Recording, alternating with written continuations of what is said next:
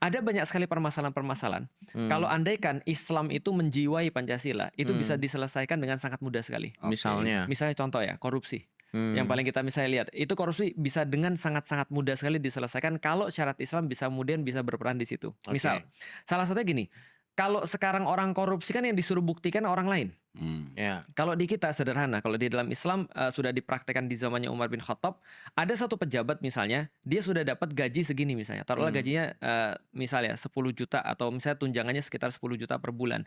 Andai kan tiba-tiba dia punya duit 2M atau punya properti atau aset yang nilainya lebih daripada itu pasti langsung disita. Setelah disita, sampai dia bisa buktiin itu dari mana. Kalau tidak bisa buktiin, itu selesai. Itu salah satunya misalnya. Atau misalnya kita bicara tentang sistem hukum misalnya. Sistem hukum di Indonesia tuh super aneh.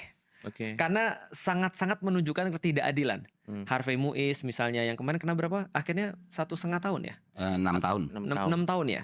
Dan kita tahu 6 tahun itu kan belum dipotong-potong kan?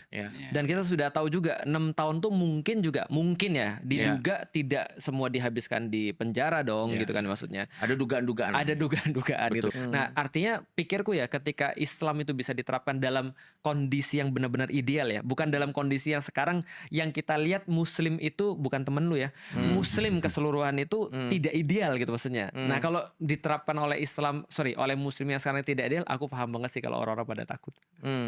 Tapi jujur gua sih takut ya kalau syarat Islam Pasti. ada. Jujur, karena Jangankan lu, semua orang takut. karena Gua juga takut. Karena